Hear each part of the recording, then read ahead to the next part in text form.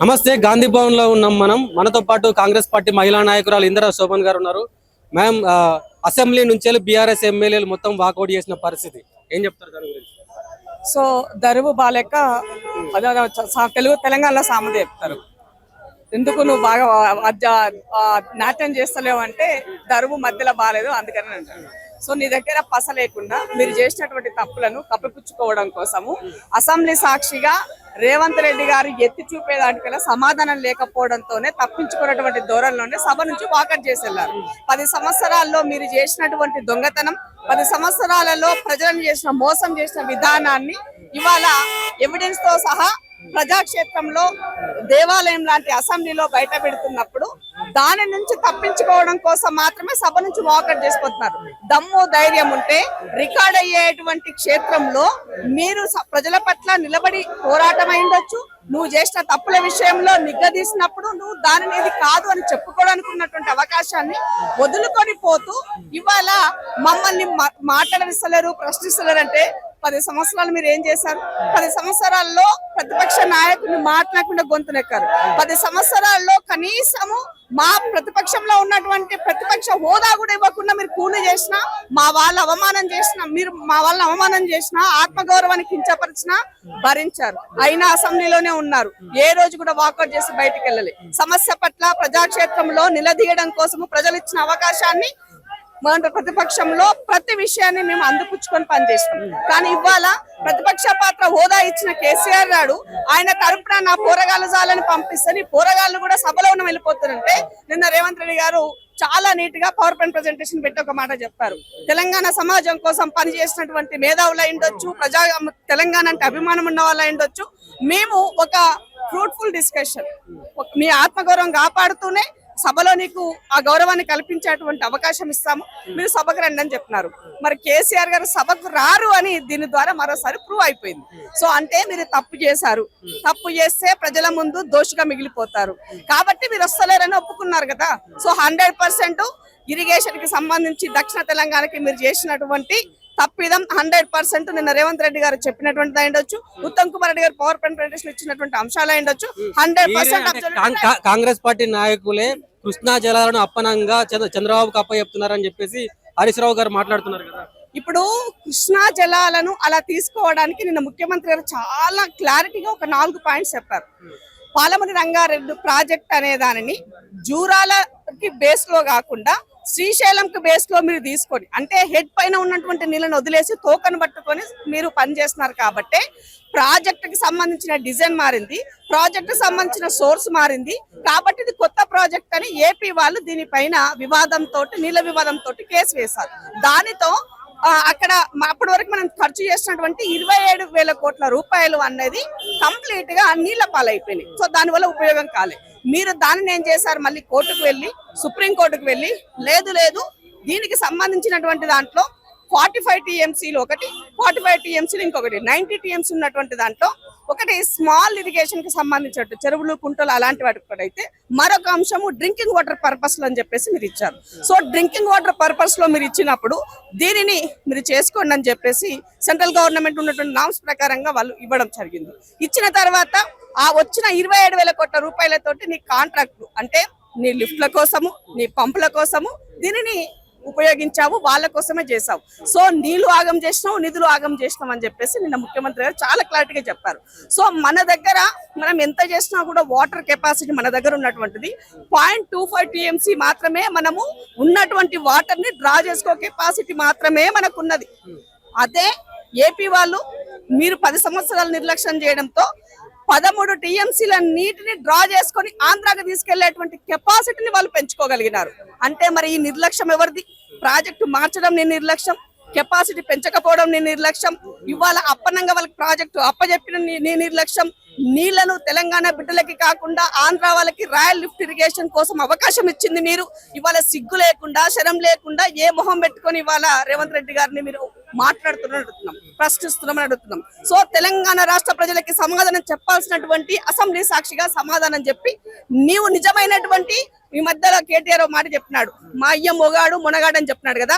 నీ అయ్య మొగాడు మునగాడైతే అసెంబ్లీ సాక్షిగా రేవంత్ రెడ్డి అడిగేటువంటి ప్రతి మాటకి సమాధానం చెప్పండి. సమాధానం చెప్పి నేను తప్పు చేయాలని నిరూపించుకోండి. మరి ఎందుకు దానికి దేనికి అని అడుగుతున్నా నేను. కేటీఆర్ గాని హరీష్ రావు గాని ఏ మొహం లేదు, నల్ల మొహం వేసుకొని ఇవాళ ఇంత మొహం చేసుకొని రేవంత్ రెడ్డి గారికి ప్రశ్నలకి సమాధానం లేకనే బైకాట్ చేసి బయటికి వెళ్ళి చెప్పాల్సిన అవసరం ఉంది. అందుకే తెలంగాణ సమాజానికి ఒకటి తెలియజేస్తున్నా, మేకవని పుల్లిలాగా రకరకాల వేషాదారులో ప్రజల మధ్యలోకి వచ్చి రకరకాల మాటలు చెప్తున్నారు. చివరికి నీ బిడ్డ కూడా చెప్పింది ఇవాళ, పాపు రావే పార్టీని కాపాడుకోవే అని చెప్తాను. శరం అనిపిస్తలేదా? ఆగం చేస్తాను పార్టీని, అసెంబ్లీలో నువ్వైతే సమాధానం చెప్తావని చెప్తున్నారు. సో అంత ఎవరికి లేదు. ఇవాళ ఇరిగేషన్ ప్రాజెక్ట్ కి సంబంధించినటువంటి కర్త కర్మ క్రియ అన్ని కేసీఆర్ గారే. సో మీరు చేసిన తప్పిద నిర్ణయాల వల్ల హరీష్ రావుది సగభాగము, ఈయనది సగభాగం. సో మీ ఇద్దరు భాగస్వామ్యం వల్ల ఈ రాష్ట్రాన్ని దక్షిణ తెలంగాణకి మీరు అన్యాయం చేశారు. కాబట్టి దక్షిణ తెలంగాణ బిడ్డగా మేము అడుగుతున్నాం, మీరు రండి అసెంబ్లీకి సమాధానం చెప్పని అని అడుగుతున్నాం. సో రేవంత్ రెడ్డి గారి పైన ఇడుచుక పడిపోయి పదే పదే ఆయన పైన మీరు ఆరోపణలు చేస్తే పస ఏముందని అడుగుతున్నాము. మూసి కంపు కొడుతుందని హరీష్ రావు మాట్లాడుతున్నారు. ఆయన ఒకటి హరీష్ రావు అడుగుతున్నారు, కంపులో మునిగి తేలింది మీరు, అవినీతి కంపులో మునిగి తేలింది మీరు. కాబట్టి రేవంత్ రెడ్డి గారు ప్రక్షాళన చేస్తుంటే ఆ కంపుల నుంచి బయటపడడానికి మీకు ఇష్టం లేదు. కాబట్టి ముఖ్యమంత్రి మాటలు మీకు కంపు లెక్క కనబడుతున్నాయి. సో అందుకనే పచ్చ కమలానికి లోకమంతా పచ్చగానే ఉన్నది. కేసీఆర్ అయినా, రేవంత్ రెడ్డి, హరీష్ రావు గారైనా, కేటీఆర్ గారైనా ప్రజా సంక్షేమ క్షేత్రంలో, ప్రజాక్షేత్రంలో ప్రజల పక్షాన నిలబడి పోరాటం చేసిన వాడే నాయకుడి లక్షణం. మీరు దాని నుంచి దారి తప్పుకుచ్చుకోవడం కోసమే రకరకాల వేషాలు వేస్తున్నారు. ఈ రాష్ట్రాన్ని 10 సంవత్సరాలు మిమ్మల్ని సోషల్ ఇంజనీరింగ్ చేయమని ప్రజలు అప్పచెప్తే తెలంగాణ వచ్చినాక మీరు సివిల్ ఇంజనీరింగ్ చేశారు. సివిల్ ఇంజనీరింగ్ అంటే ఇంజనీర్ గా అన్నాడు, సివిల్ ఇంజనీరింగ్ చేశాడు. ఆ సివిల్ ఇంజనీరింగ్ చేసి ఏమైంది? ఆర్థిక వ్యవస్థ పూర్తిగా గాడిలో తప్పి అప్పుల ఊబిలోకి నెట్టివేయబడ్డది. ఇది అసలు సత్యాన్ని ఈ సమాజం, తెలంగాణ సమాజం గమనించింది. కాబట్టి కర్ర కాల్చి వాత పెట్టి మిమ్మల్ని ఫామ్ హౌస్ కు పరిమితం చేస్తుంది. కనీసం ప్రతిపక్ష పాత్ర కూడా చేయలేకపోతే నువ్వేం నాయకుడివి అని అడుగుతున్నాను. మొన్న రీసెంట్ గా ముఖ్యమంత్రి రేవంత్ రెడ్డి గారు కేసీఆర్ ని కలవడానికి వెళ్ళినప్పుడు చుట్టుపక్కల ఉన్న ఎమ్మెల్యేలు అంతా కూడా లేచి నిలబడితే కేవలం కేటీఆర్ గారు మరియు పాడి కౌశిక్ రెడ్డి గారు అట్లే కూర్చున్నారు. అంటే ముఖ్యమంత్రి రేవంత్ రెడ్డికి ఎందుకు గౌరవం ఇవ్వట్లేదని క్వశ్చన్ వస్తుంది. ఇప్పుడు రేవంత్ రెడ్డి గారిని ముఖ్యమంత్రిగా వాళ్ళు డైజెస్ట్ చేసుకోలేకపోతున్నారు. అరే నేను కాన్వెంట్ లో చదువుకొని వచ్చిన 80,000 పుస్తకాలు చదువుకున్న అయ్యకు పుట్టినోని, మరి నేను ముఖ్యమంత్రి కాకపోతే నాకు ఈ ఆలోచనలు రాకపోయి, మరి ఏమంటారు గవర్నమెంట్ బల్ల చదువుకొని వచ్చిన రేవంత్ రెడ్డికి ఆలోచన ఎట్లొచ్చే, ముఖ్యమంత్రి ఎట్లా అయిపోయి ఆ అక్కసుతోటే ఇదంతా వాళ్ళు డైజెస్ట్ చేసుకునే పరిస్థితిలో ఉన్నారు. సో ఎవరున్నా లేకపోయినప్పటికీ కూడా ఒక ప్రజాప్రతినిధిగా ఆ కుర్చీ ముఖ్యమంత్రి గారికి గౌరవం ఇవ్వాల్సిన అవసరం ఉంది. మీ నాయన ముఖ్యమంత్రిగా ఉండడం రెస్పెక్ట్ చేస్తాం, ప్రతిపక్ష నాయకుడిగా ఉన్ననాడు కూడా ముఖ్యమంత్రిగా వెళ్లి తన గౌరవాన్ని తను కాపాడినాడు సభలో. దాన్ని గౌరవించలేనటువంటి కుసంస్కారంలో మీరున్నారన్నది అర్థమైపోయింది సమాజానికి. సో నేను స్ట్రైట్ గా కేటీఆర్ గారిని ఒకటి అడగదలుచుకున్నా, నీళ్ల పైన గాయ చేస్తుంది కదా, ఉన్నటువంటి కెపాసిటీని వాటర్ కు మనకు ఉన్నటువంటి అలొకేషన్ లో ఉమ్మడి ఆంధ్రప్రదేశ్ లో కిరణ్ కుమార్ రెడ్డి గారు ప్రతిపాదించినటువంటి దాన్ని ఇవాళ తెలంగాణ వచ్చిన తర్వాత కూడా కేసీఆర్ గారు అదే టెంపరీ అని చెప్పేసి చేశారు.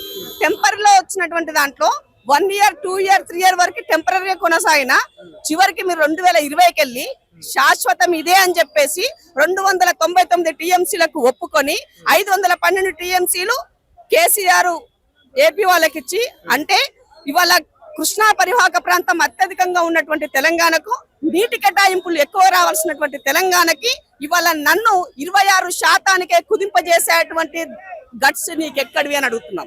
హక్కు ఎవడిచ్చింది నీకు అని అడుగుతున్నాం. ముఖ్యమంత్రి ఆనాడు నువ్వు 10 సంవత్సరాలంటే కేవలం మాకు రిప్రజెంటేటివ్ మాత్రమే, కానీ నువ్వు అలా చేయలేదే. ఎవరిని అడగకుండానే, క్యాబినెట్ అప్రూవల్ లేకుండానే నీ ఇష్టం ఉన్నట్టుగా సంతకాలు పెట్టేసి ఇది నా లెక్క నా వాటా అని రాసించి వచ్చినప్పుడు నిన్నెందుకు మేము బేర్ చేయాలని అడుగుతున్నాం. కాబట్టి ఇవాళ ముఖ్యమంత్రి గారు వాస్తవాలన్నీ కూడా రేవంత్ రెడ్డి గారు సభలో పెడుతున్నారు. సభలో చర్చకు రండి. బయట మాట్లాడి చిల్లరగా చేసి, బయట మాట్లాడి గాయి తిట్ల కోసము లేమంటారు శాపనార్థాల కోసము తెలంగాణ సమాజం లేదు. మనకంటూ ఒక అసెంబ్లీ ఉంది, అసెంబ్లీలో మాట్లాడదాం. నువ్వు ఒక హోదాలో కూర్చో, నేను ప్రభుత్వ హోదాలో నేను అడుగుతాను. అడిగే వాటికి నీ దగ్గర సమాధానం ఉంటే సమాధానం చెప్పు. నేను ఎందుకంటే తెలంగాణ ఉద్యమంలో చాలా అవగాహన ఉన్నారు కదా. కాంగ్రెస్ నాయకులు ఇప్పటికే ఒక ప్రెస్ మీట్ పెడితే భయపడ్డారు. కేసీఆర్ మాట్లాడితే మొత్తం ప్రభుత్వం సంబంధించిన అన్యాయాలన్నీ ఎండగడతాడని చెప్పేసి అంటున్నారు కదా వాళ్ళు. అదే ఏమంటే గాడిద అనుకుందట, బండి కింద కూర్చొని మొత్తం నేనే బరువు మోస్తుంది అనుకున్నదట. సో ఇప్పుడు కేటీఆర్ కూడా గట్లా చెప్తుందని చెప్పాల్సిన అవసరం. ఎందుకంటే తప్పులు చేసినటువంటి నీవు దానిని కప్పిపుచ్చుకోవడం కోసము దమ్ముంటే మీ అయ్యకు అసెంబ్లీకి వచ్చి సమాధానం చెప్పండి అని అడుగుతున్నాం మేము. అసెంబ్లీకి రాలేనటువంటి పిరికి పంద చర్య మీది, సమాధానము ముఖం చూపించలేని పిరికి పంద చర్య మీది. అది మమ్మల్ని అంటే ఎట్లా అని అడుగుతున్నాను నేను. అందుకే నేను మళ్ళీ అడుగుతున్నా కేటీఆర్ని, మీ అయ్య మునగాడు మొగాడు అయితే రా అసెంబ్లీకి, సమాధానం ఇవ్వు. ప్రతిపక్ష నాయకుడిగా నీ యొక్క సమాధానము తప్ప ఒప్ప ప్రజలు తెలుసుకుంటారు. నువ్వు వచ్చి ప్రజాక్షేత్రంలో డిస్కషన్ చేయి, ప్రజల గురించి నువ్వు చేసిన నిర్ణయాల పట్ల చేయి. కేబినెట్ అప్రూవల్ లేకుండా టెక్నికల్ గా ఎలాంటి వాటిపైన ఏకపక్ష నిర్ణయం తీసుకునే రాజువు నువ్వు కాదు. ఇది నియంతృత్వ దేశం, ఇది కాదు తెలంగాణ అని అడుగుతున్నాం. డెమోక్రటిక్ గా ప్రజలు ఎన్నుకున్నటువంటి తెలంగాణ రాష్ట్రంలో నువ్వు చేసినటువంటి తప్పులకు క్షమాపణ చెప్పి మీరు దాచుకున్నటువంటి డబ్బు తిరిగి తెలంగాణ సమాజానికి అప్పచెప్పండి.